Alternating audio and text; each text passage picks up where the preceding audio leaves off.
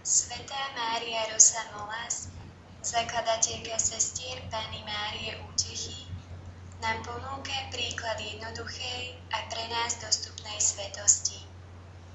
Je to žena, ktorú si vyvolil Boh v 19.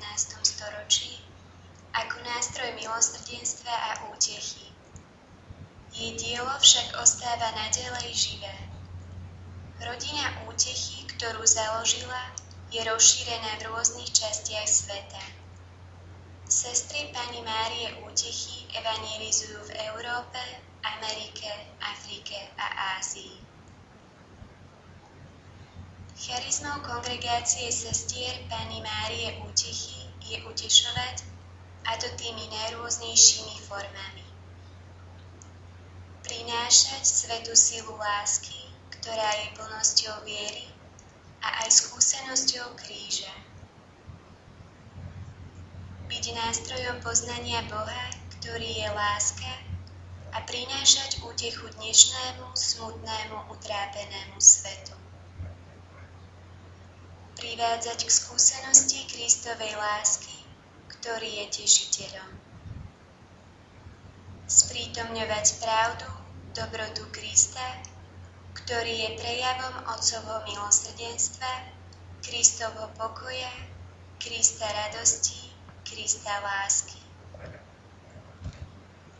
Poskytovať bližným veľkorysú, neúnavnú a plodnú službu, ktorej základom je vytrvalá, pevná a dôverná oddanosť Pánovi, hlboký život modlitby a rozjímania. Kde pôsobí kongregácia sestier Panny Márie Útechy? Naše misie sú v rôznych končinách sveta. Európa, Španielsko, Taliansko, Portugalsko, Slovenská republika. Južná Amerika, Venezuela, Argentína, Brazília, Čile, Ekvádor, Mexiko, Bolívia, Peru. Afrika, Burkina Faso, Togo, Mozambik, pobrežie Slonoviny. Ázia, Južná Kórea, Filipíny, Mianmarsko. Rodina Útechy dnes.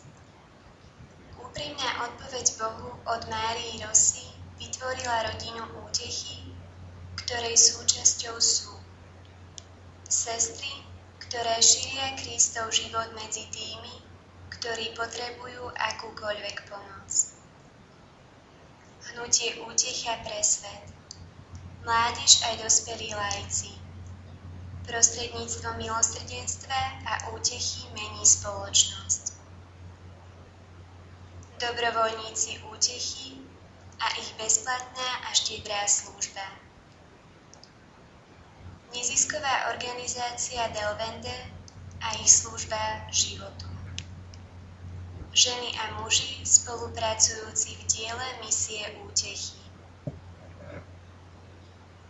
Je nesporné, že svätí nezomierajú. Boh predĺžuje ich ruky, ich dielo služby a lásky prostredníctvom ich následníkov. V našom prípade je to rodina Útechy. Všetci jej členovia, zasvetení aj laici, nachádzajú inšpiráciu v Márii Rose, v jej radosti zo služby, lásky a útechy.